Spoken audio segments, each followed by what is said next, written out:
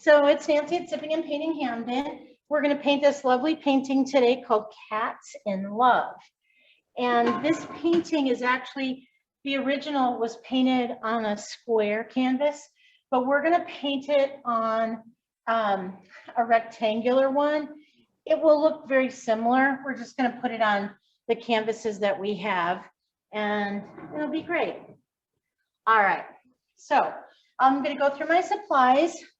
I have, my paints are red, blue, white, and black. You don't need yellow in this painting. If you, we're going to mix red and blue to make purple. If you have purple paint already, you can use that instead. Either way, I'll show you how to make purple with red and blue. So that'll be fine. Also, I have water, a jar of water. I have 3 brushes. I'm using a small, medium, and large brush. And I have some napkins. And so the first thing that we do is we pick up our water with a large brush. And we're just putting some water on our canvas. And the reason that's important is that's going to help us, keep our paint from drying out too quickly. So I'm just covering my canvas with just plain old water using a large brush.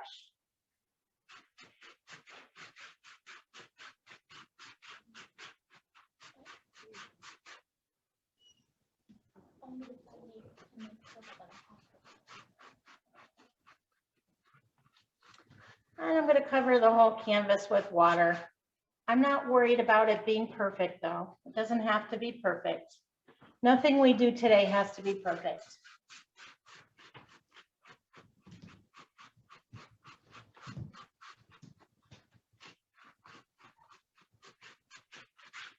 That's the fun of painting. As long as you have fun, you can do it any way you want.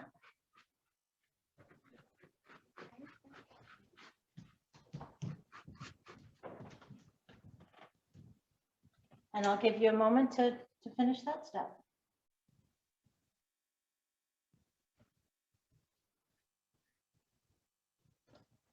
Okay, after you have your water on your painting, and it doesn't have to be perfect, so wherever it is fine. We're going to pick up some white paint, a scoop of white paint on my largest brush. Not so much that it's like a scoop of ice cream, but just so that it sticks to the bristles. And then I'm going to find on my canvas where I want to put the moon. You'll notice that the moon is behind these 2 kitties. And so it's in the top half of the painting, about in the middle from side to side, but in the top half. So right about here where my hand is, that's where a moon is going to be. So once I've identified where the moon's going to be, I'm going to put my brush in the middle of that. And again, my brush has white paint on it. And it's hard to see because it's white paint on a white canvas. But I'm starting in the center and then I'm twirling out. And you can't see where my white paint is, but I can see it. And I'm going to just pick up as much as I need. There we go. As much as I need. I want to make a big moon. And I'm doing it by starting in the center and then circling out. Circling out. And I'm going to keep doing it until I get it about the size of a volleyball or a plate. Now, if you already have a plate at home, a paper plate, and you want to just trace around the paper plate and fill that in, you could do that. That would work. That would work because what we're doing is we're making a circle about the same size as a paper plate. So if tracing is easier, that's fine. Or you could start in the center with the white paint and then circle out so that only you can see it because it's white on white. until you get the size of a dinner plate. Or maybe it's a volleyball. And I am actually going to pick up a little bit of blue paint because I'm going to go around that so that you can see how big that was. You can see how big this white moon is. That's how much white paint we want to put in the center, that much. All this is just white.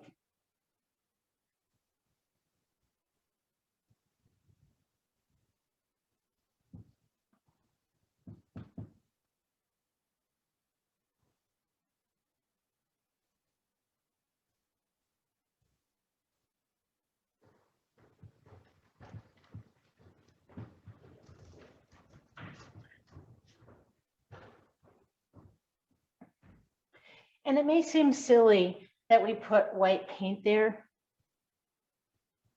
but I'll tell you why we did. Because when you put the white paint first, and then when we start to put on the blue, the white will mix with the blue and it will help it blend.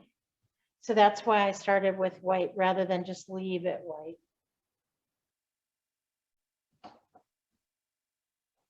I started with white paint rather than just leaving the white canvas.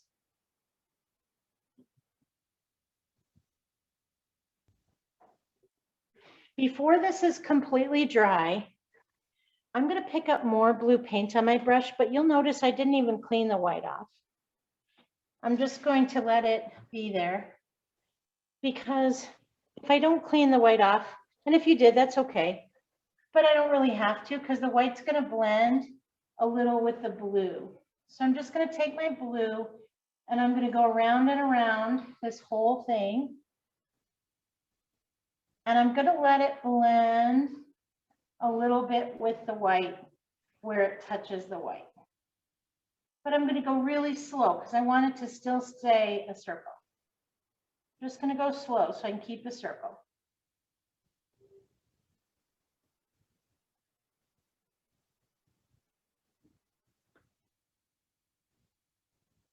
And in fact, I'm even going to pick up a little bit more white because I don't want this to be too dark.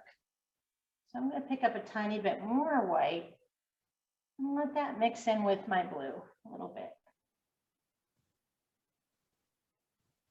And it doesn't have to be perfect. None of this has to be perfect. So if I have blue streaks in this and white streaks in it, that's great. That's what we want.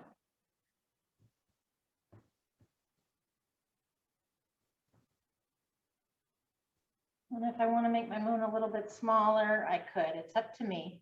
And yours is up to you.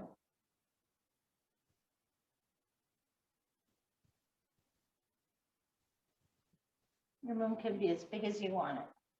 And then I just circle back up.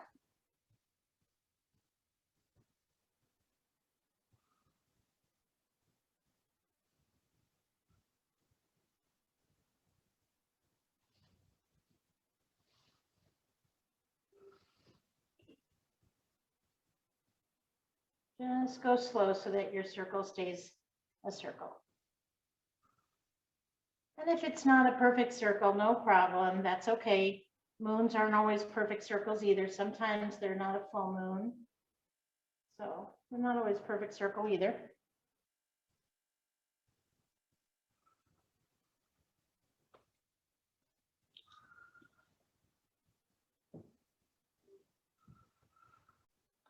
And then once you get this lighter blue circle on, we can just pick up more plain old blue, just plain old blue. And we could go around the outside of it, overlapping with the lighter blue, go around the outside of it with plain old dark blue. Just blue with no other color mixed in.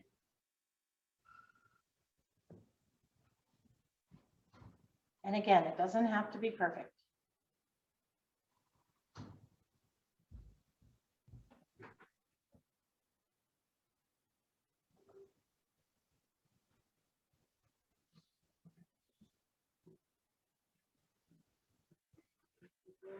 And mine is starting to go off the top, and that's okay. That's okay.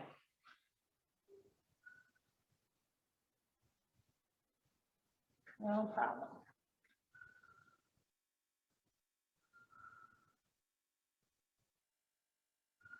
And it's overlapping with that lighter blue, so it blends a little bit in there.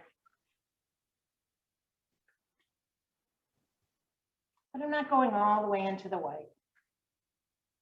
Just letting it all play nice together on the canvas.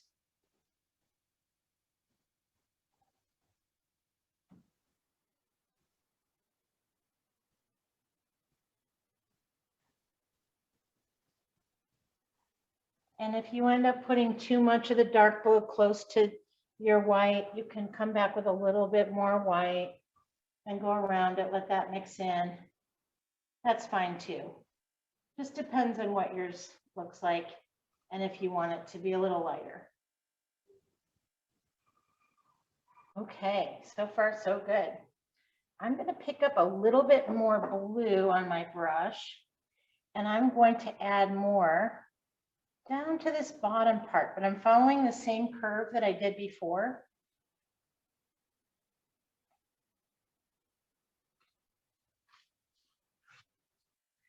And on the sides, if you have any room left on the sides of your canvas, then you could do that in the darker blue as well.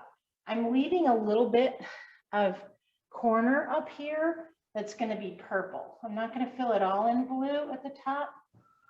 I'm going to leave a little bit of room for some purple up there.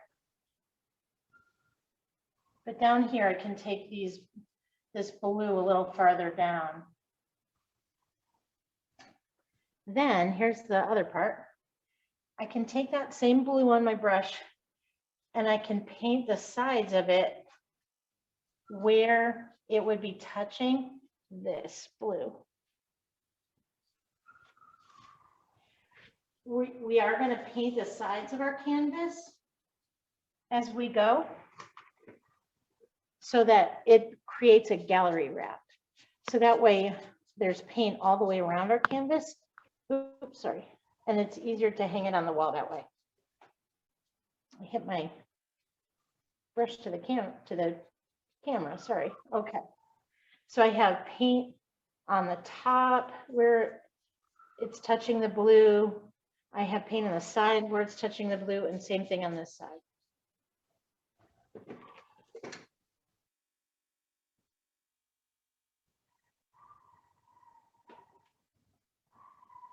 Leaving a little bit in the corners from where we're going to put our purple.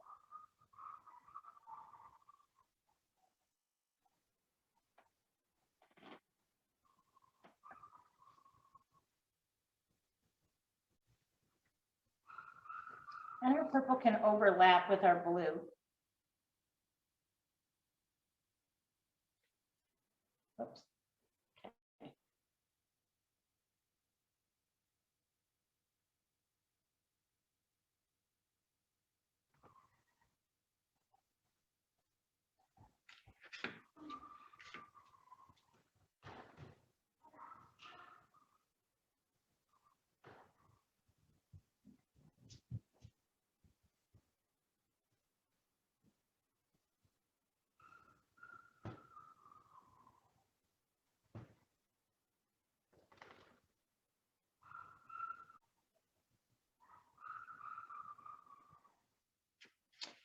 So for the next part, you get to decide if you want to use, if you have red and blue paint, you can mix those. I'll show you how to mix those to make purple. Or if you have purple paint at home, you can just use purple. It's up to you. But I'll go ahead and show you how I mix purple. I'm going to take a medium brush and I'm just going to mix a little bit of red with a little bit of purple, with a little bit of blue, sorry. And I'll probably need more red than blue. Now, again, if you have purple in your mix at home, you can just use that. You don't even have to mix it. But since I don't have purple, I have blue and red. I'm going to mix together some red with some blue. This paint, the way it's mixing, I'm going to need more red than blue because it doesn't look purple if I don't. The blue is very powerful pigment, so you need a little more red than blue. If it makes a purple that's too dark, See how dark that is? I can add a little bit of white to it and mix that in. And that'll help the purple not be so dark.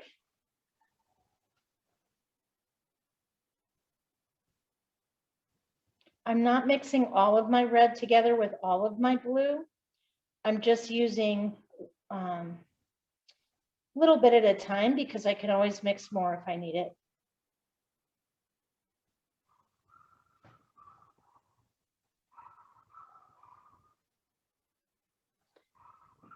So once again, it was a little red, it was red plus a little blue, and then I added a little white to make it a little lighter. And you'll see how adding that white makes it a little lighter. Well, it makes it different.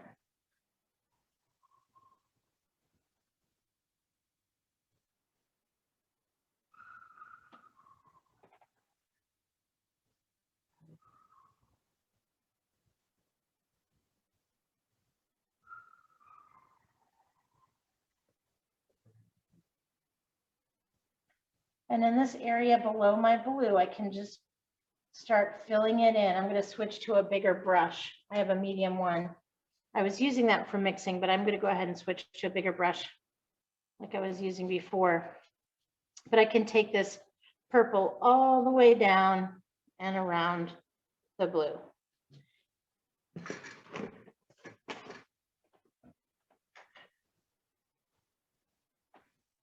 Now your purple is not going to be exactly like my purple, and my purple is not going to be exactly like the sample, and that's okay. No worries, it's all good. That's the beauty of painting, is no one looks exactly like someone else's. That's great.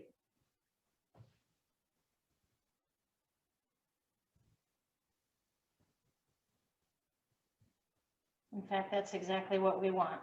We want everyone's to look a little different.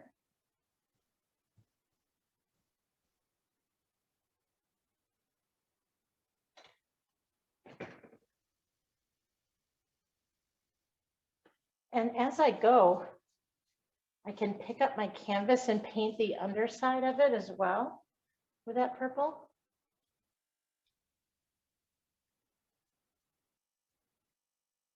And then also the sides that don't have paint on it yet.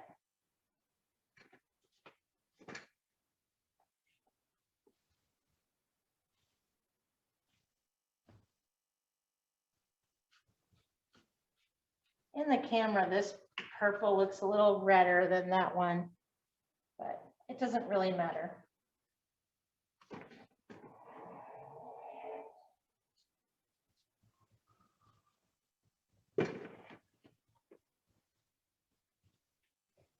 And I can even overlap this blue a little bit, so the purple and the blue blend a little better. Just overlapped it a little of the blue with my purple, and that's going to blend it.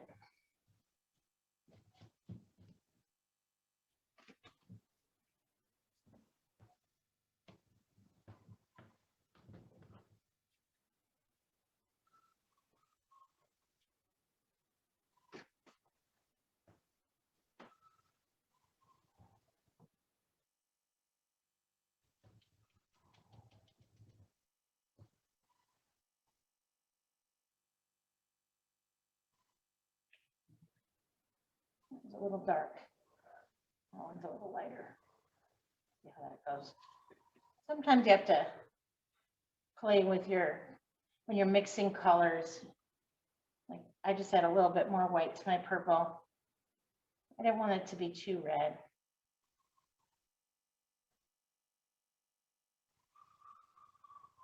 And I'll put it up here as well. And again, overlapping just a little bit with the blue that's already there. Not too much, but overlapping a little so it blends.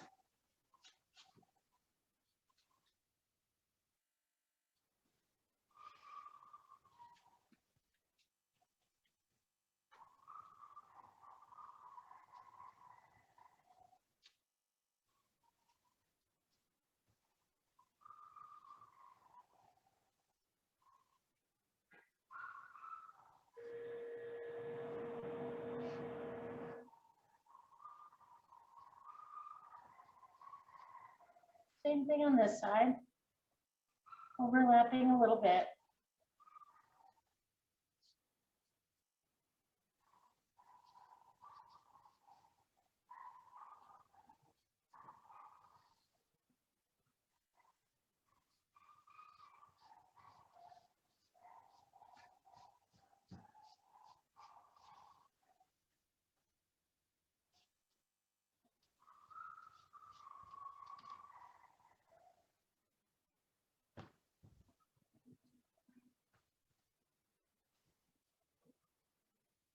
My purple doesn't match her purple, and I'll tell you why. The reason is we have about 500 different paintings here at the studio, and they were painted by lots of different artists over the years, different people who taught for us. And so each artist might have chosen their own paints. So we do have more paints here than we put in our kits. In our kits, we use primary colors so that we can teach you how to mix colors. But this might have been a fluorescent paint or something, and we're just not real worried about that. It's still going to be beautiful even if our purple is not exactly the same.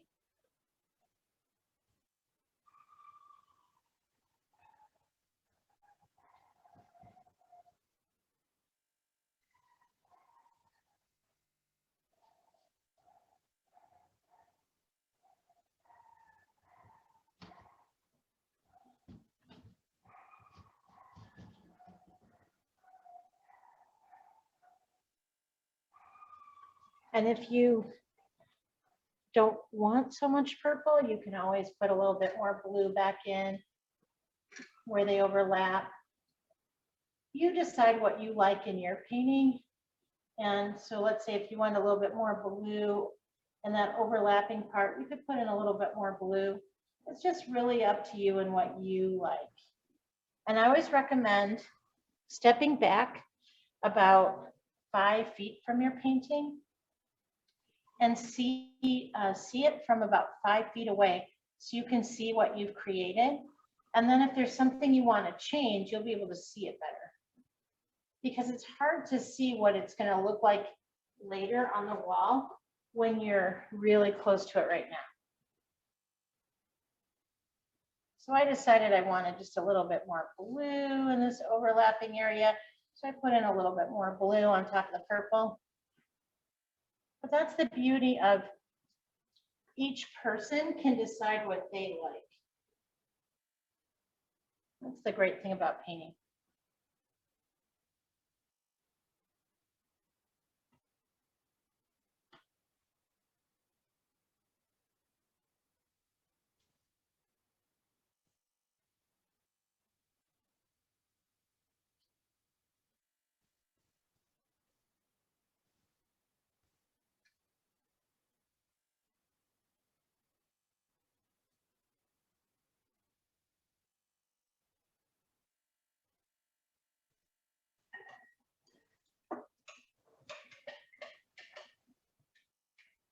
And then in between, I always, in between steps, when I take a little break from it, I clean my brushes in the water.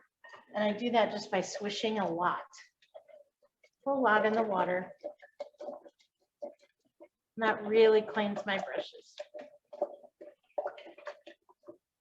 And then I let the paint drip off on the side.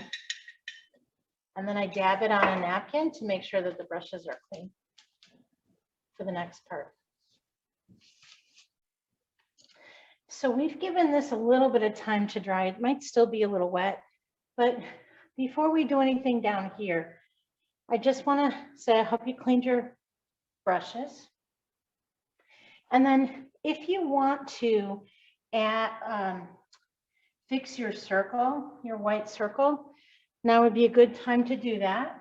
If it's not really, a circle shape that you like, or if you want to make it a little bigger or a little neater, now would be a good time to do that before we put on our stars. So if you step back about 5 feet and yours looks good to you, then you don't have to do anything to it. But if you want to make it a little rounder or a little bigger pour a little more white. This is the time to do that. So I'm just going around and around with my white paint, just making sure that my moon is round. And where it overlaps with the blue, if it's not perfect, that's okay. That's really okay. No problem. Because not only is it a moon, it's also the light around the moon. And so if it's got a little white in the blue and a little blue in the white, that's okay, because that's the light of the moon surrounding the actual moon.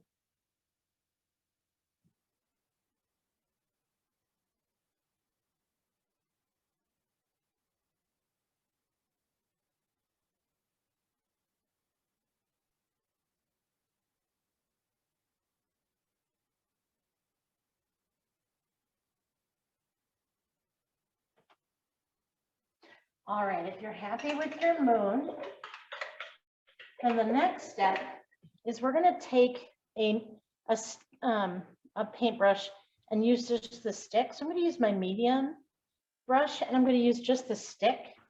And then I'm going to dip it in the white paint.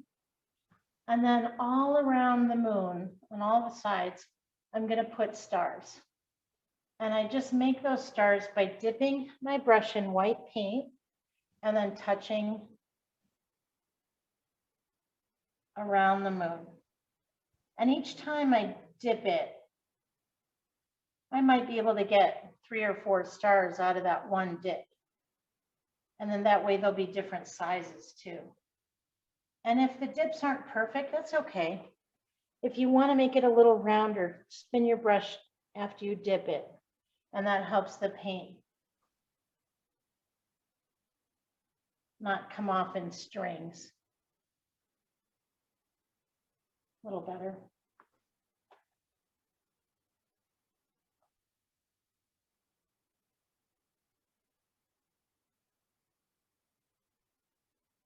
And I'm putting them all over. Some are close together, some are farther apart. That's how the way the stars would look in the sky for real is if some are close together and some are far apart. Just random. And you can put them on the sides of your canvas too, where you painted the sides and the top and the bottom, like that.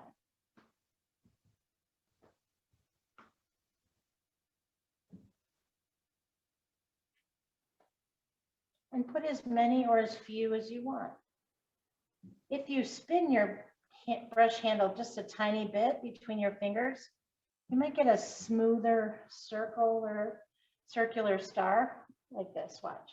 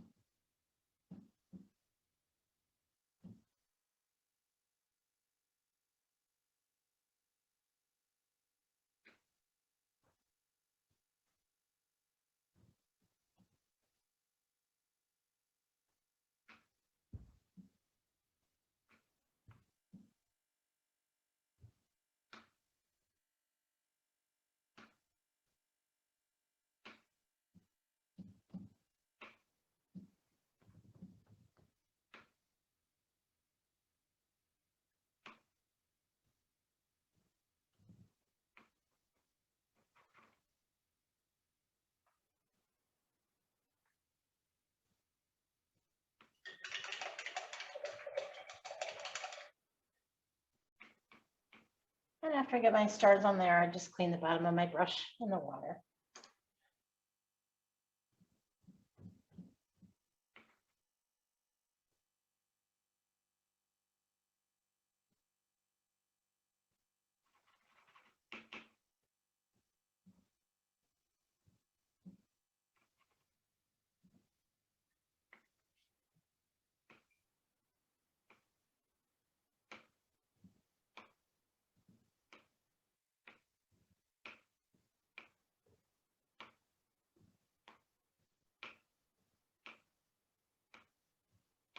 And don't worry, I'm not doing any new steps. I'm just going around my white a little more while you finish your stars. So don't worry about it, okay?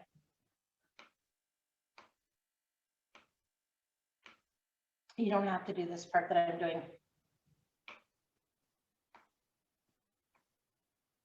I just wanted my white to be big enough.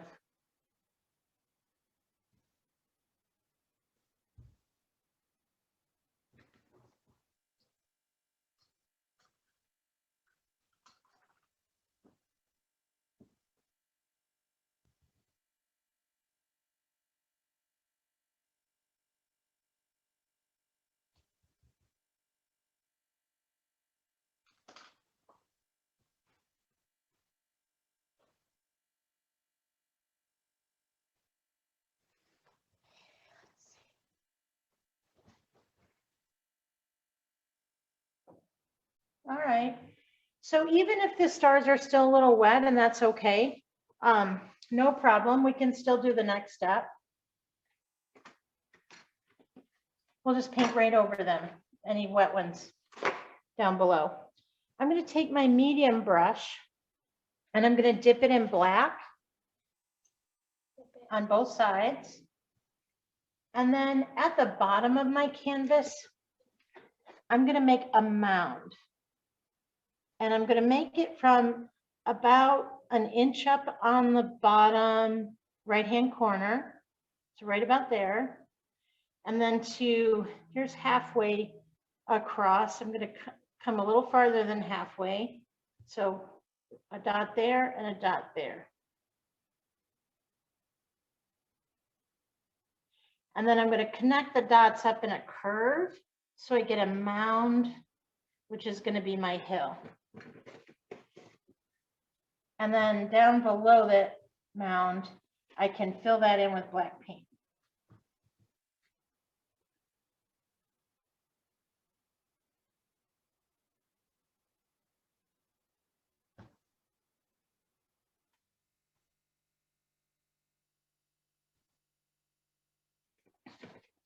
And then where the canvas meets that black paint, I'll just paint that black as well. Just be careful just to do underneath that mound.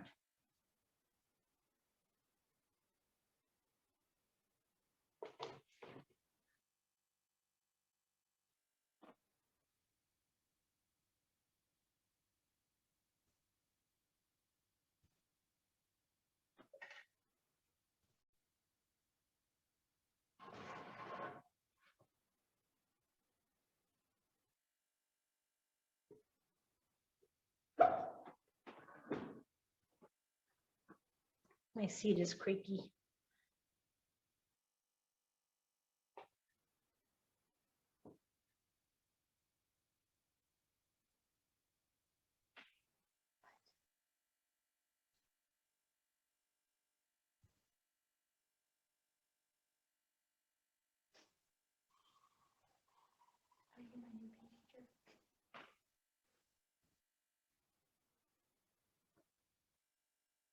And you can clean your, if you're using a medium brush to do that mound, you can clean it after that. We're going to switch to a smaller round brush to put on the grasses on the mound.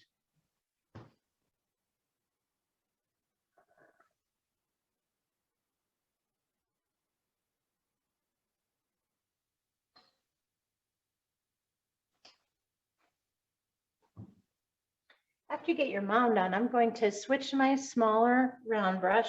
I put black paint on it. And then I'm just going to, from the mound itself, I'm going to flick up like that. and I'm going to put on grasses, and they're going to be spiky. It's almost like this mound is a head of hair, kind of like that. Of course it's not, it's a dirt mound. But in putting on this spiky grass, keep dipping my brush in the paint. So it adds some spiky grass, and it's a flick up. I'm not starting in the sky and pulling down. I'm starting in the mound and flicking up. And that just creates some clumps of grass on this dirt mound where our tree is going to grow, this hill.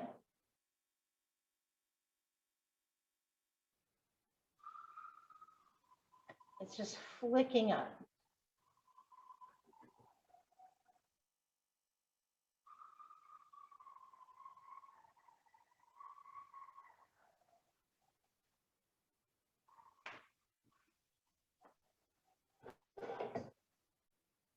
All right, I'm going to take my medium brush again.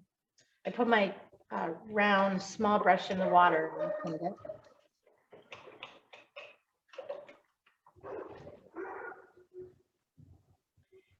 I'm picking up my medium flat brush, excuse me, and I'm putting it in black paint on both sides. And I'm going to make this tree, and let's talk about the tree for a minute, okay? So the tree, just remember that when you look at this tree, the trunk is widest, and then each branch is thinner than the trunk. So we're going to make the trunk first, and then we'll branch off into branches, but each branch is thinner than the trunk of the tree. That's the first step. So I'm going to come up, and I'm first going to just create a trunk, and I can do that with 2 or 3 streaks from my black brush, just going up. Okay, that's a trunk.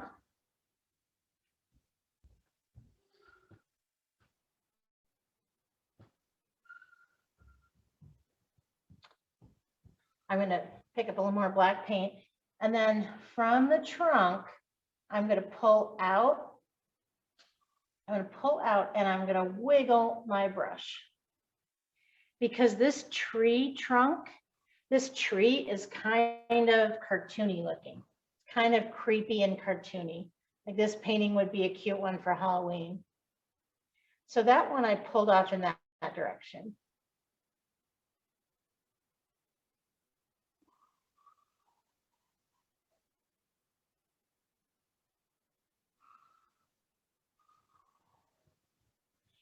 And then for the next one, I'm going to go through the trunk and up from the left side. And then I'm going to pull this one into the moon and across and wiggle it until it runs out. Always start in the trunk and then go up, and then lighter pressure at the end so the branch gets thinner. This is the one that the cats are going to sit on. So there has to be a flat part in there somewhere. If you did not put a flat part in there before the first time, that's okay. We can always make another branch next to it or on top of it. That's fine. Don't worry about it, okay?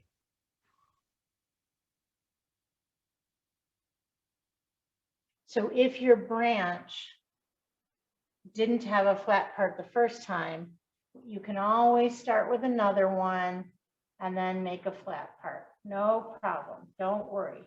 Either way, it's all fine. Now mine looks a little different than the original, but I just wanted to show you it doesn't matter. As long as you have a branch that the cats can sit on, it doesn't have to be exactly like that one. Just so long as you have some flat part, that's okay. As long as one of your branches has a flat part. So now I'm going to put my kitties a little higher, but I could have put them on this one, but I did want to show you that. So then here, there's room for one more branch. I'm going to make it widest at the base like this, flatter, And then I'm going to wiggle it, and I'm going to let my brush run out of paint and get thinner as I go, so that I flick it so that the ends are thinner.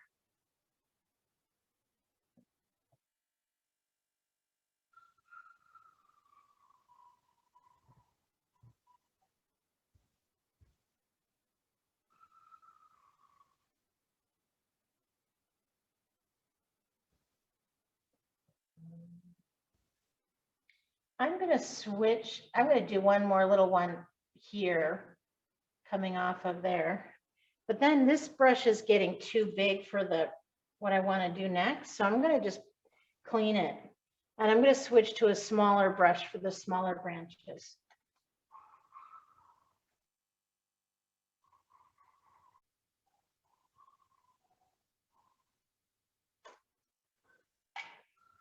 I hope I didn't confuse you too much by having two branches go in this direction. I just want to show you that it doesn't really matter. If the first one didn't have a flat part, you can make a second one. As long as at least one has a flat part for the cats to sit on. And then it doesn't matter which one they sit on. Either one that has a flat part.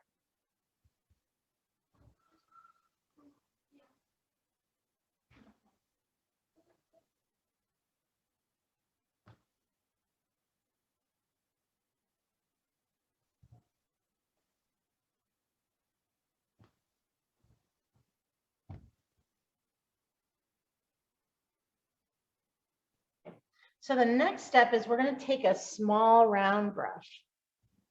And then from that small round brush, I'm going to start inside one of these branches.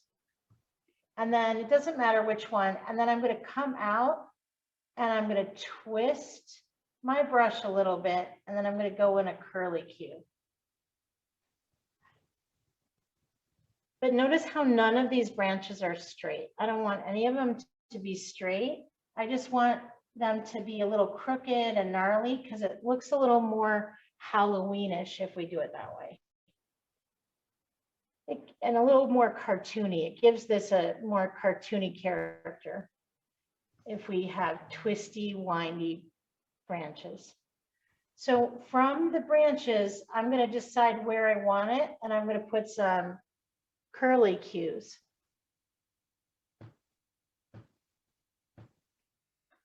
So from these big branches, I'm going to come out and then curl around in a gnarly, crookedy kind of way.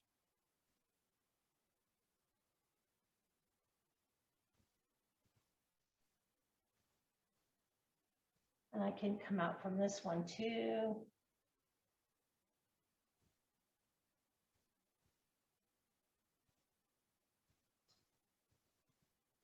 They don't connect into a perfect circle. They just curl in once inside.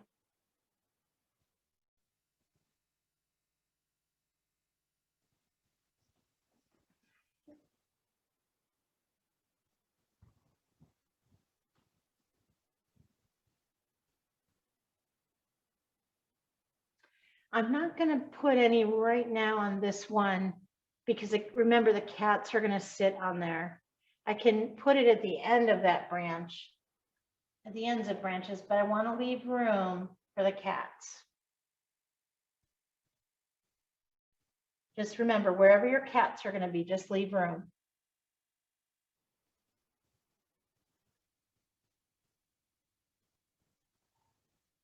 And anywhere else you want to put it, that's fine.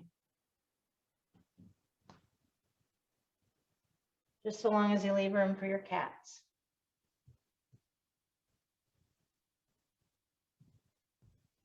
And remember to start in the branch and come out from the branch rather than in the sky and coming down. And I'll tell you why. If you started in the sky and went back into the branch, you would be leaving more paint in the sky and it would get thinner toward the branch.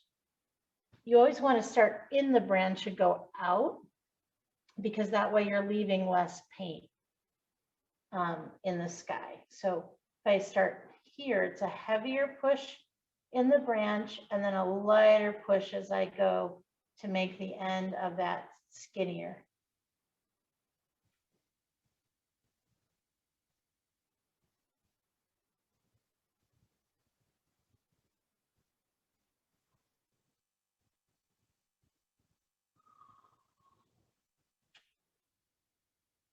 It's a pretty silly, goofy looking tree.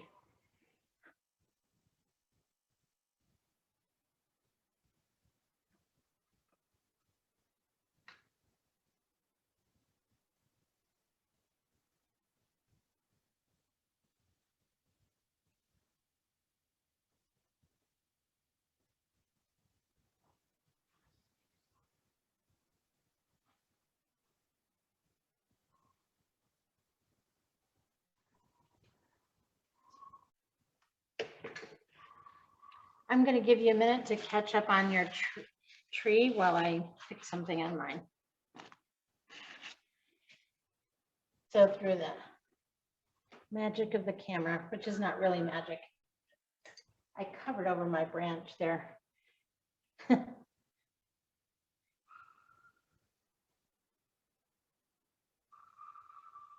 just changed it a little bit.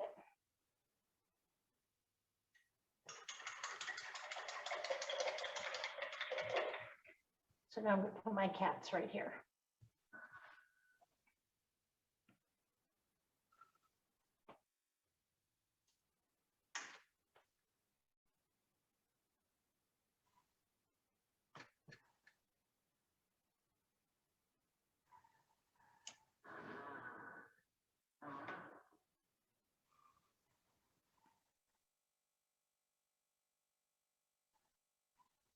Okay, so it looks like you're ready to paint some kitty cats. So there's a couple of different ways we can do this.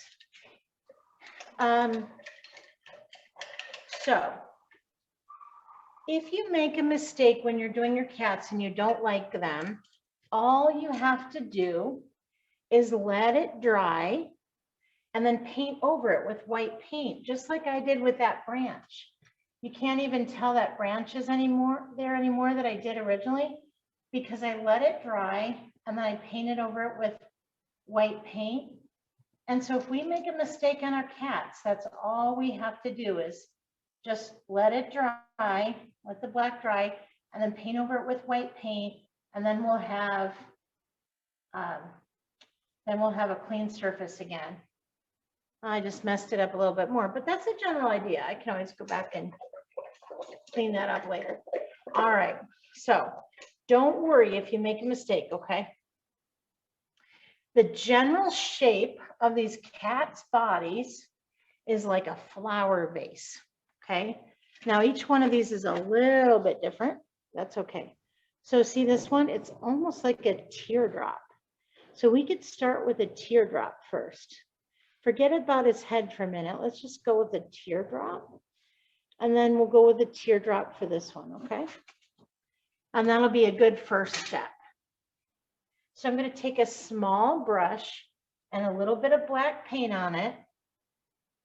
And then I have to think about, I'm going to have one cat here and one cat here right next to it, okay? They can be really close together, or they could be farther apart. It's up to you, but mine are going to be right about there and there. So just think about where yours are going to be. And the first shape I'm going to make just to start the body, okay, just to start it, is I'm going to make a teardrop, a long skinny teardrop shape.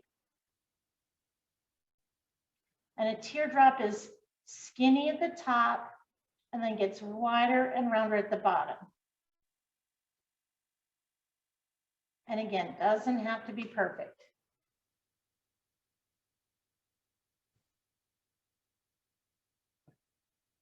Mine's mixing with a little bit of that wet white I had underneath. That's fine. That's okay. No worries. So one teardrop shape. And then I'm going to put another one right next to it. It could be the same size or it could be bigger or smaller. It doesn't matter. Whatever you want your two kitties to be. Start at the neck and then rounder at the bottom. Pointy at the neck and then round at the bottom.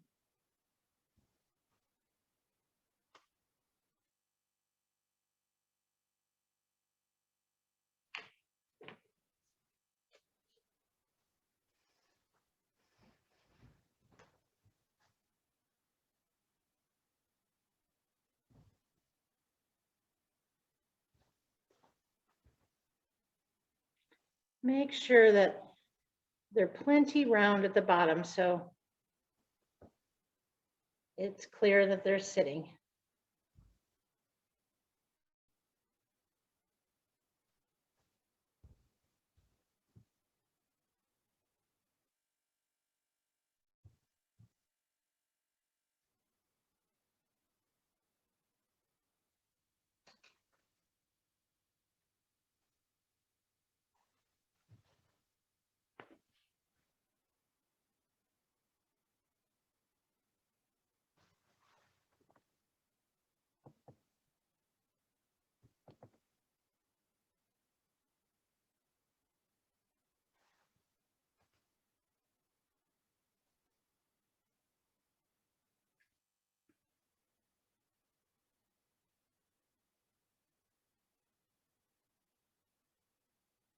After you get the teardrop shape on for their bodies, we're just going to make the neck a little wider, just a little wider, so it's not too pointy, so that the kitties have a neck.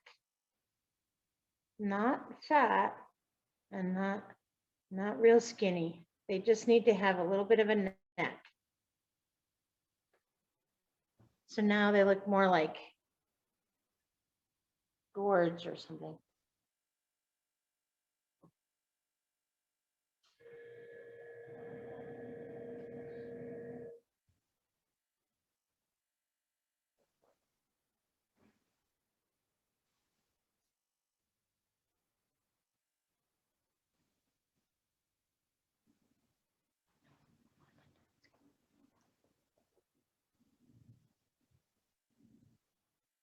And I'm still using the small round brush. For the head and the whiskers and the ears, make sure you use the smallest round brush you have, okay? And by round brush, I mean the ones that when you twist it in your hand, that metal piece is just round all the way around. That's a round brush.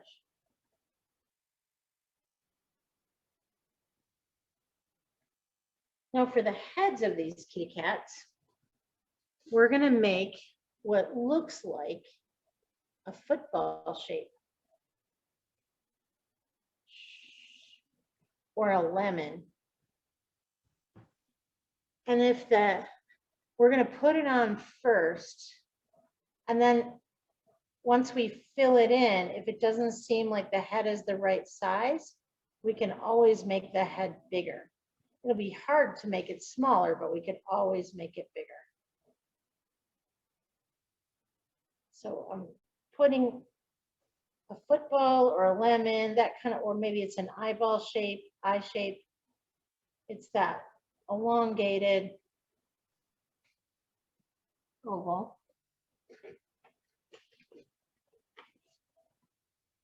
That's what their head's going to be.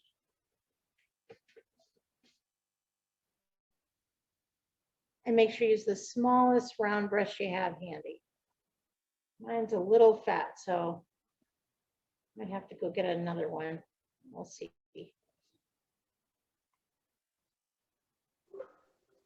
See if I can do it.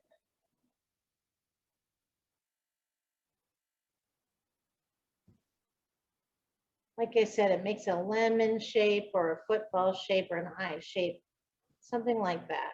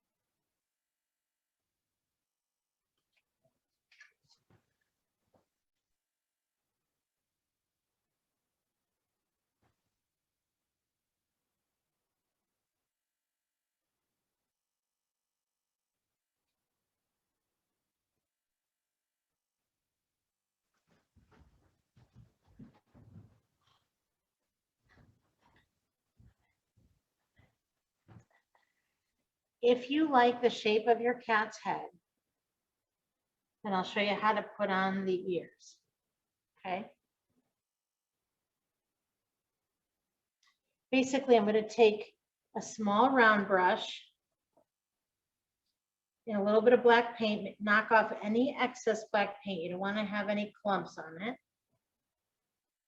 And then the ears, one's going to go on each side of the top of the head, not all the way at the edge, but move in just a tiny bit from that point and put it near the edge, and it's going to be like a little triangle shape.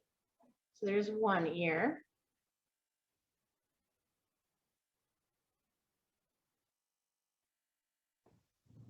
And then over here, there's another one.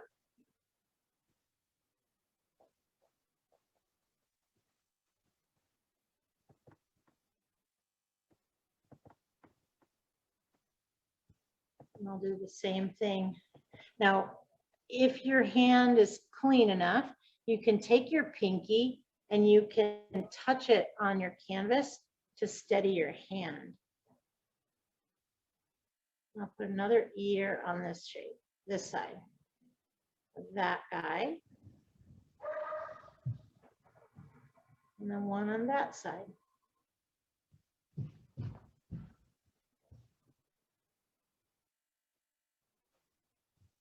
They should be a little pointy at the top. Oh, that's a big ear. Oh, well, it's okay. That guy's just got big ears.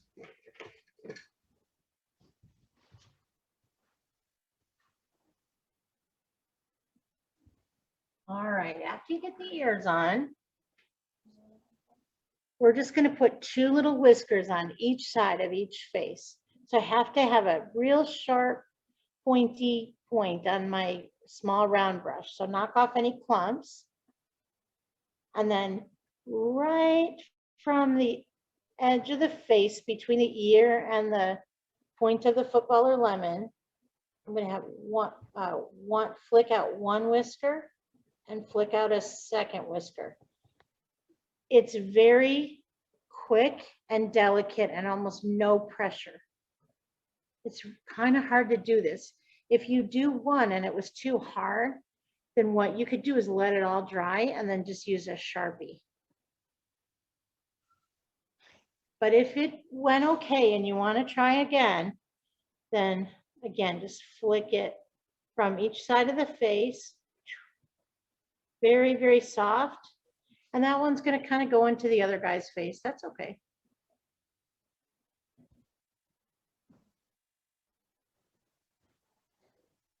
On mine, maybe not on yours.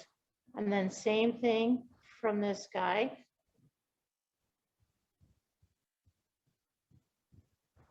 And if their whiskers overlap, that's okay. They're in love, right?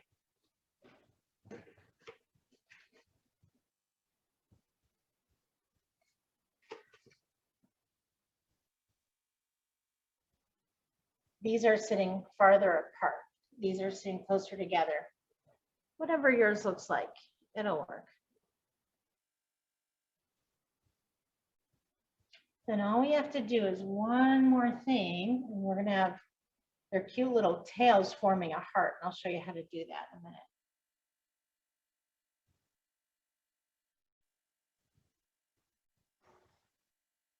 It's a cute little painting, I think. It's happy.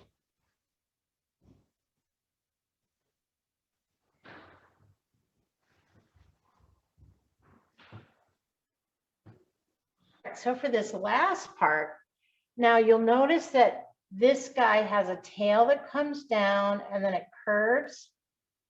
And then this one has a tail that comes down and it curves, and they curve together. So I'll show you how to do that.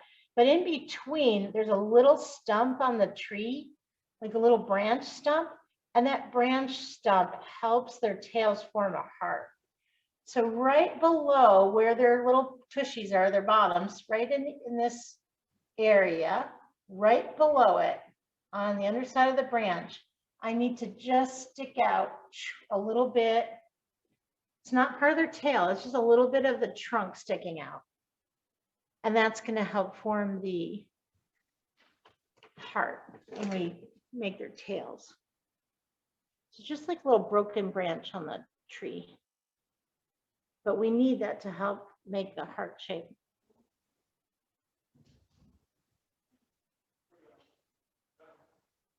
From their tails. All right, so once we've got that on, again, I'm still using that small brush, a little bit of black paint on it. I'm going to start from the bottom of this guy, and I'm going to pull the tail down underneath. Oh man, might be too close. Mine might be too close to that to make a heart. So I'm going to, now remember I said everything is fixable. Everything is fixable, right? So don't worry, I'm going to show you how to fix. So if you did what I did and it's too close, I'm show you how to fix it. But if it's not too close, then just wait. Let me fix mine. Okay. Hopefully yours is not quite as close to that branch nub as I did. But I like sometimes making a mistake when we're doing these classes, so I can show you how to fix it. I'm just picking up any white paint with a clean piece of the napkin, and then I can take a clean brush, make sure it's good and clean, paint over it, a little bit of white paint. See how easy that is? But I do have to wait a minute, let that dry now. See how easy that is to fix things? You just use white paint on top of something that's dry, and you just wait a minute, wait a few minutes. Sorry about that.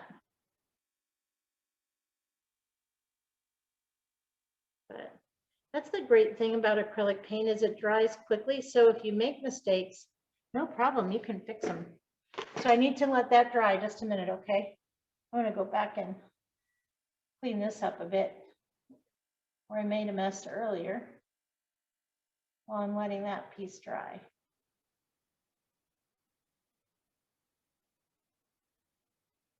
I've painted before with oils and watercolor lots. I'm not sure if you've painted with those before, but it's harder to fix things with oils and watercolor, I think. So that's what I really like about acrylic painting. Just let it dry and paint over it. Easy peasy.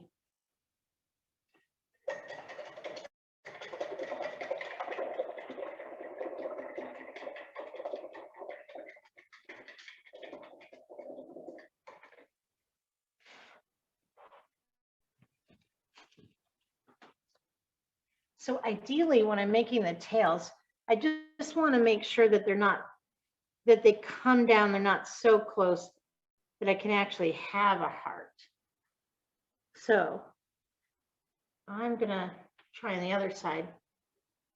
I'm going to think about where his little bottom ends and pull down, and this won't be too close if I do it from here.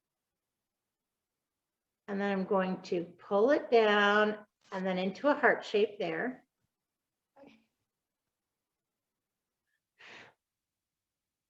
Didn't even know I was gone, Dad, because she's always different computer. There's her main computer where she needs everything. Well, I already finished that part.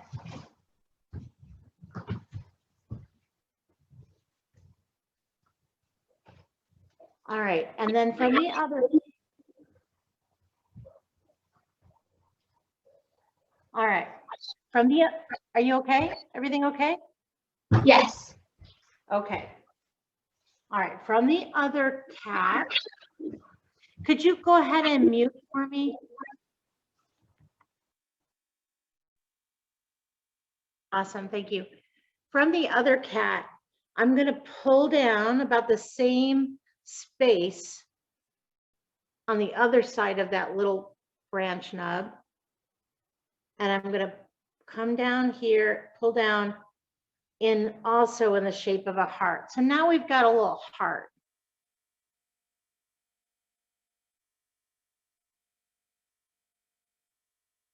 And then it's easy to finish up their tails by just pulling from this one and going 1, 2 curves and down.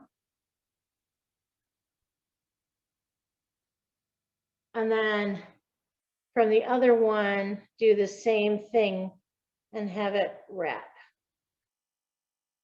So it looks like their tails are like they've tied their tails together. On mine, it's not so perfect. On this one, it's more perfect, but it's the same general idea.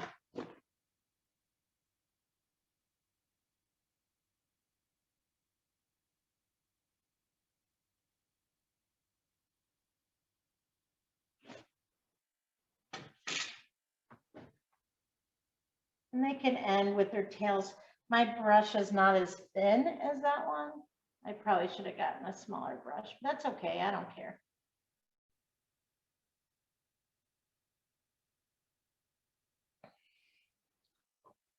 And now it looks like we have 2 kitty cats in love.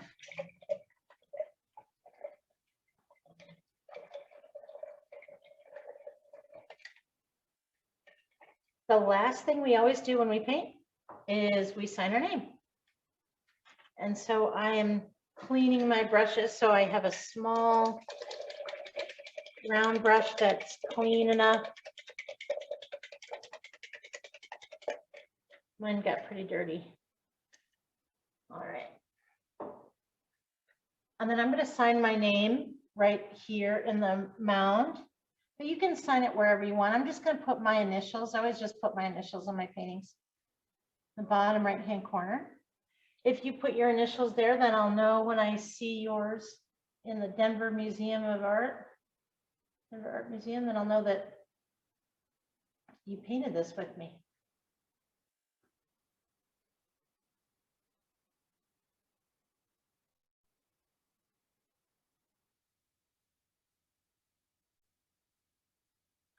So I hope you had a fun time painting Cats in Love.